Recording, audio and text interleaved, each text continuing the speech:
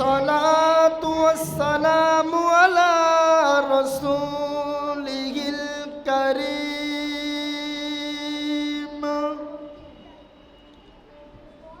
أما بعد فقد قال الله تعالى في كلامه المزيد والفرقانه الحميد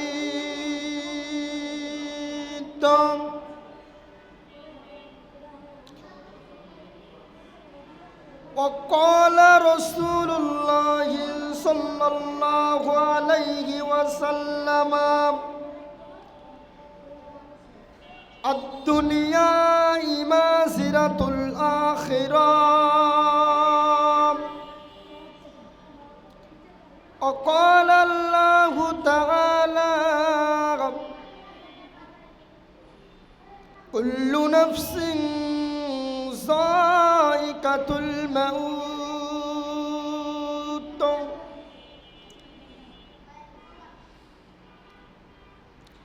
গত বৃক্ষে কোন সমফল গত বৃক্ষে কোন সমফলকে দিল রে লতার গাছে এত লম্বা কদু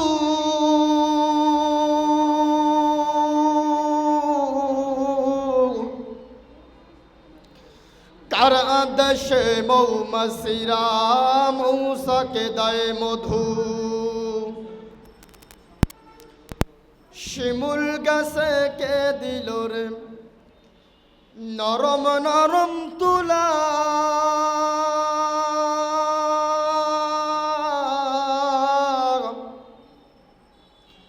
কার আদেশে চতুর মাসে জমির মাঝে ধুলা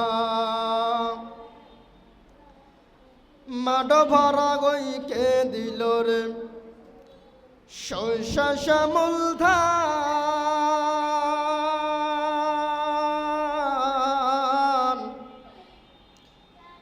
পাখির কণ্ঠে কে দিল রে মিষ্টি মধুর গান চিন্তা করে দেখো মানুষ এইসব হলো আমার আল্লাহ তাআলার দান কালিমায়ে লা ইলাহা লা ইলাহা ও লা ইলাহা ইল্লাল্লাহ লা ইলাহা জোরে লা ইলাহা লা ইলাহা ইল্লাল্লাহু মুহাম্মাদুর রাসূলুল্লাহ লা ইলাহা ও লা ইলাহা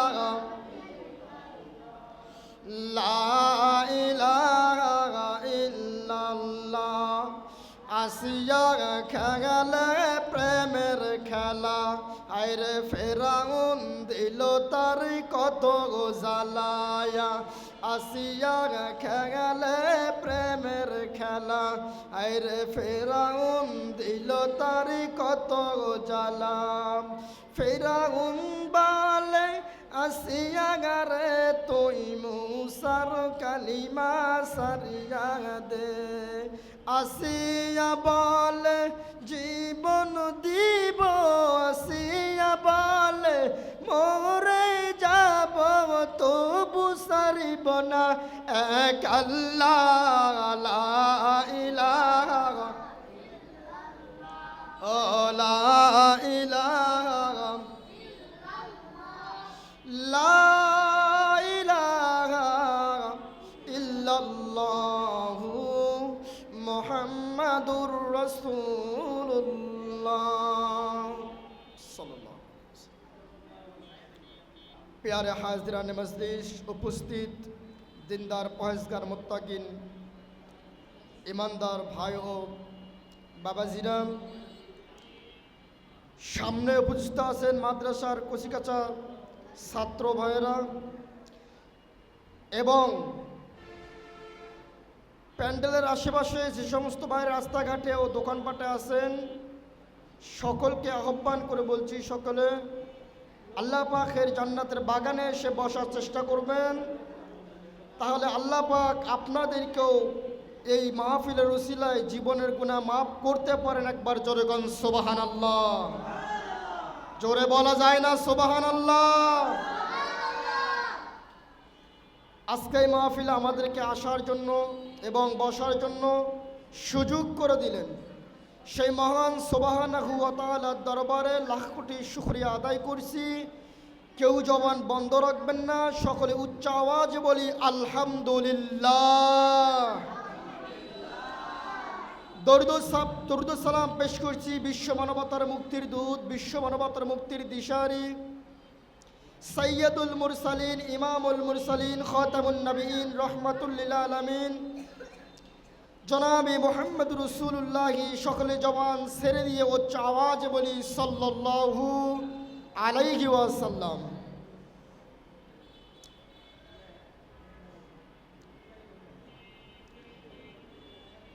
ভাইজান আমার গভীর মনোযোগ দিয়ে শুনবেন। আল্লাহ পাক রব্বুল আলামিন কোরআনের কারীমের ভিতরে বর্ণনা করে দিলেন, কুল্লু নাফসিন যায়িকাতুল মাউত, সকল প্রাণীকে মৃত্যুর স্বাদ গ্রহণ করতে হবে। এমন কোন প্রাণী নাই যে মৃত্যু বরণ করবে না। কেননা আমার আল্লাহ বললেন, আমি আল্লাহ বানিয়েছি মাটি দিয়ে, আবার নিব মাটিতে। আমি আল্লাহ পাক আবার তোমাদেরকে মাটি থেকে জিন্দা করব। এই মুসলমান ঘরের ছেলেমেয়েরা, তরুণেরা, আপনারা শুনে রেখে দেন, বাবাজি জেনে রেখে দেন, আপনার আমার যখন মৃত্যুর সময় আগে আসবে, মৃত্যুর সময় যখন আগে আসবে, এ বন্ধু, আমাদের মৃত্যুর 40 দিন আগে আল্লাহ পাকের আরশে আজিমে একটি গাছ আছে বাবা।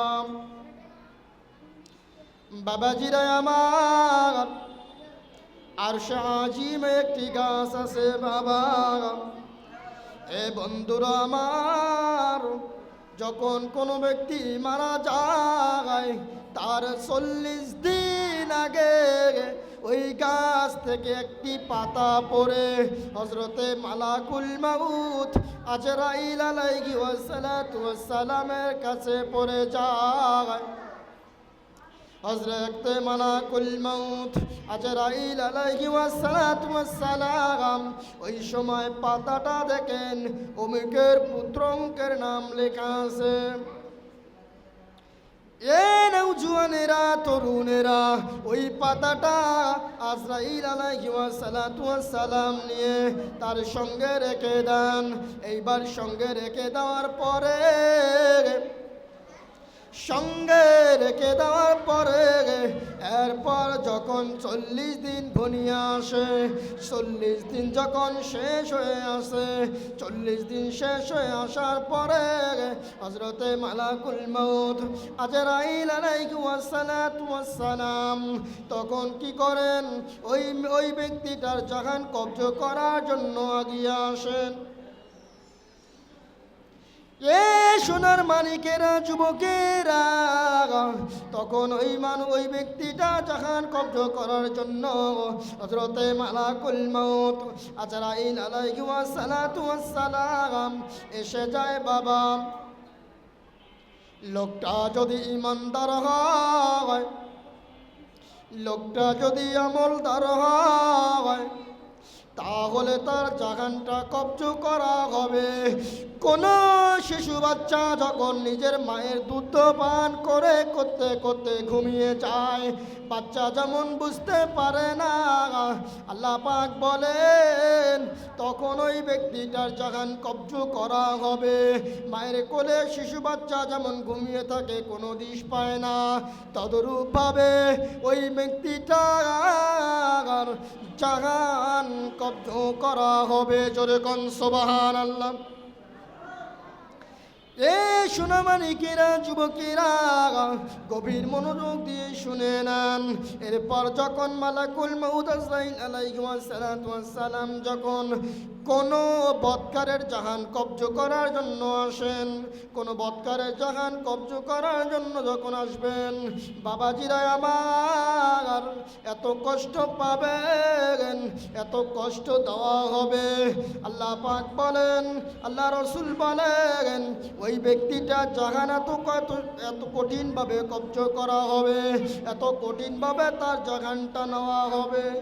এ সোনামানিকেরা, যুবকেরা, ওই ব্যক্তিটা যেমন জীবিত থাকাকালীন তার চাকু ভিতরে ঢুকিয়ে দিলে, পেটের ভিতরে যদি চাকু ঢুকানো হয় যেমন কষ্ট হবে, ওই ব্যক্তিটা আর থেকে অধিক গুণে কষ্ট পায়। ও সোনামানিকেরা, যুবকেরা, আমার বাবাজিরা, নওজোয়ান তরুণেরা, গভীর মনোযোগ দিয়ে শুনবেন।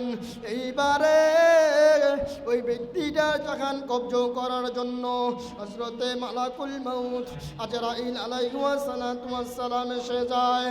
এইবার আজরাইল আলাইহিস সালাম আসার পরে, এইবার বন্ধুরে আপনার রিজিকের ব্যবস্থা যে ফেরেশতা করেন, আপনাকে রিজিক দেওয়ার জন্য যে ফেরেশতাকে নিয়ে আপনার জন্য নির্ধারিত করা হয়েছিল, ওই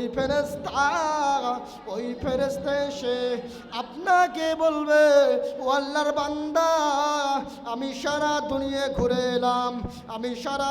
ঘুরে এলাম, আপনার জন্য আমি কোথাও এক বিন্দু রিজিকই পেলাম না। কি পেলেন না? রিজিক পেলেন না। কেন না? এই কথা শোনার পরে ওই ব্যক্তিটা, এই কথা শোনার পরে তার কথা বন্ধ হয়ে যাবে, কথা বন্ধ হয়ে যাবে, আর কথা বলতে পারবেন না। শুধু এদিক ওদিক তাকাবেন, এদিক ওদিক দেখবেন, এদিক এদিক ঘোরাঘুরি করবেন, আর কোনো কথা বলতে পারবেন না। এইবার বাবাজিরা আমার, পানির জন্য যে ফেরেশতা বন্টন করা হয়েছিল, পানির জন্য যে ফেরেশতা আপনার জন্য নিয়োগ করা হয়েছিল, ওই ফেরেশতা আপনাকে এসে বলবে, আল্লাহর বান্দা, আমি সারা পৃথিবী ঘুরলাম, কোথাও আপনার জন্য এক ফোঁটা পানি ব্যবস্থা করতে পারলাম না। এ যুবকেরা, সোনামানিকেরা, কথাগুলো খুবই মনোযোগ দিয়ে শুনবেন। এই কথাগুলো যদি শুনে মনে ধারণ করতে পারেন, তাহলে মনে করবেন আল্লাহ পাক যদি চায় আপনাদেরকে, আমাকে আল্লাহ পাক হিদায়াত দিতে পারেন। একবার জোরে কোন সুবহানাল্লাহ। সুবহানাল্লাহ বলতে কি কষ্ট হয়? আর একবার জোরে বলুন সুবহানাল্লাহ। ও সোনামানিকেরা, যুবকেরা, জুয়ানেরা, তরুণেরা, এরপরে নিঃশ্বাসের যে ফেরেশতা আপনার জন্য নিয়োগ করা হয়েছিল, নিঃশ্বাস আদান প্রদান করার জন্য যে ফেরেশতা আপনাকে দেওয়া হয়েছিল, বাবাজিরা আমার, ওই ফেরেশতা এসে বলবে, ও আল্লাহর বান্দা, আমি সারা পৃথিবী ঘুরে এলাম, সারা পৃথিবী ঘোরার পরেও আপনার জন্য কোথাও আমি এক বিন্দু নিঃশ্বাস খুঁজে পেলাম না। আল্লাহ পাকের হুকুম হয়েছে, এখন আপনার জাহান কব্জ করা হবে। আল্লাহ পাকের হুকুম হয়েছে, এখন আপনার জাহান কব্জ করা হবে। ও বাবাজিরা, সোনামানি মানিকেরা, মাদ্রাসায় তলাবুল ইলম ছাত্র ভাইরা, গভীর মনোযোগ দিয়ে শোনেন। যদি বোঝার মতন বুঝতে পারেন আর যদি শোনার মতন শুনতে পারেন, ভবিষ্যতে কাজে লেগে যাবে।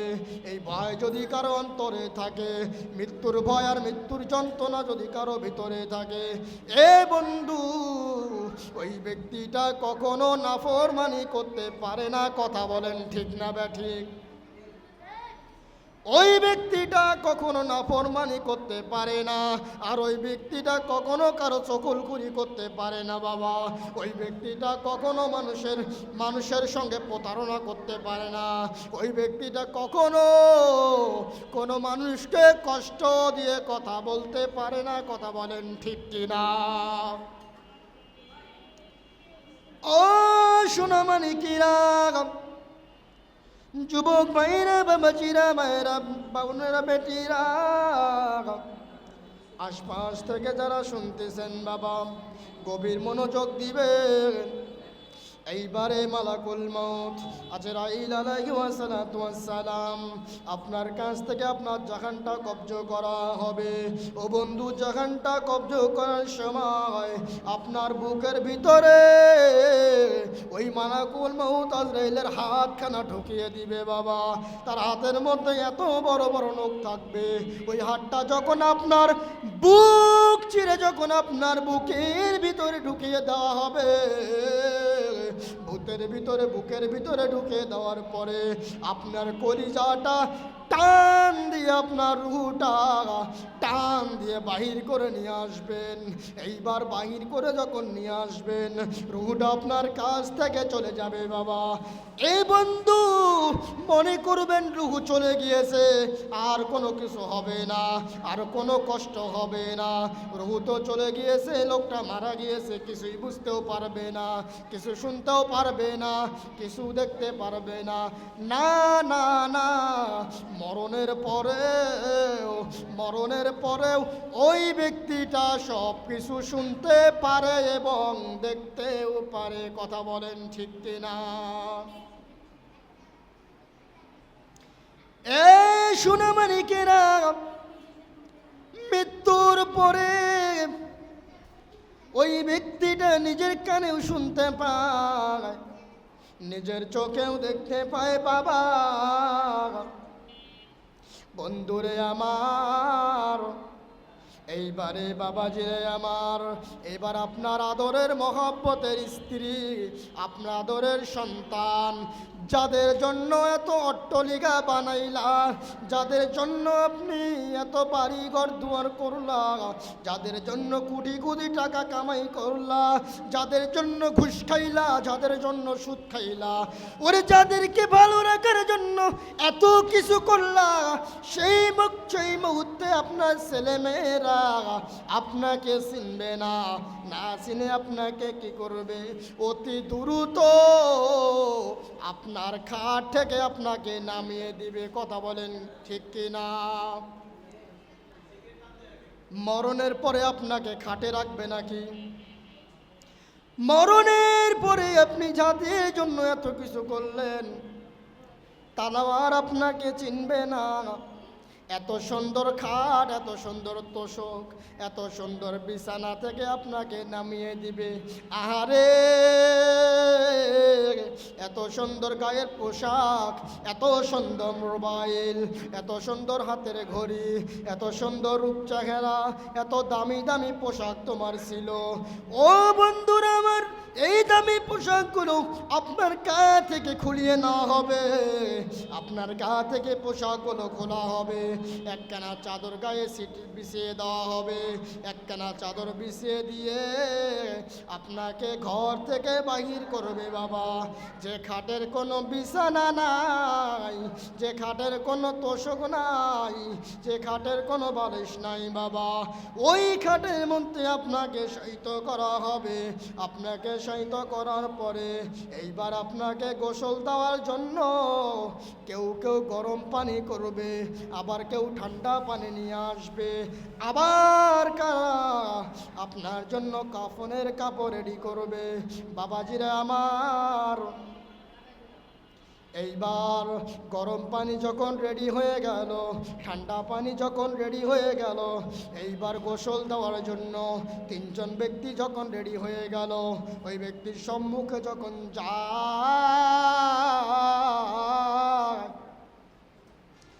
ওই ব্যক্তির সম্মুখে যখন যায়, ওই ব্যক্তিটা ডাক দিয়ে বলে, আমাকে গোসল দাও, কিন্তু আমাকে কষ্ট দিও না, আমি যেন আঘাত না পাই। কেননা আমার যখন কব্জ করার সময় আমার সমস্ত শরীরে এত ব্যথা হয়ে গিয়েছে, এত ব্যথা হয়ে গিয়েছে, ওই ব্যথা আমি সহ্য করতে পারি না। আর আমাকে যখন গোসল দিবেন, আমাকে গোসল দিবেন, কিন্তু আমাকে জোরে গোসল দিবেন না, জোরে গাও ডলবেন না, কেননা আমার শরীরে এত ব্যথা, আমার শরীরে এত ব্যথা। এ সোনা মানিকিরা, যুবকেরা, বন্ধুরা, বাবাজিরা, মন খুলে শুনে নেন, দেখেন একটা ফোঁটা চোখের পানি পড়ে কিনা বাবা। এইবারে বন্ধুরে, এইবার ওই ব্যক্তিকে গোসল দেওয়ার জন্য, ওই ব্যক্তিটাকে গোসল দেওয়ার জন্য বাবা যখন রেডি হয়ে গেল, তিনজন ব্যক্তি গোসল দেওয়ার জন্য রেডি হয়ে গেল। এই সোনামানিকেরা, গোসল দেওয়ার জন্য তারা পানি রেডি করলো, সাবান রেডি করলো, সব কিছু যখন রেডি করা হলো, বাজান রে আমার, সব কিছু রেডি করার পরে বাবা এইবারে তিনজন ব্যক্তি ভেতরে, দুইজন ব্যক্তি ভেতরে ঢুকলো, আর একজন বাহিরে পানি আগিয়ে দেয়। ওই দুইটা ব্যক্তি আপনাকে গোসল দেওয়ার জন্য, আপনাকে গোসল দেওয়ার জন্য আপনার সম্মুখে আগিয়ে গেল। আপনার সম্মুখে আগিয়ে যাওয়ার পরে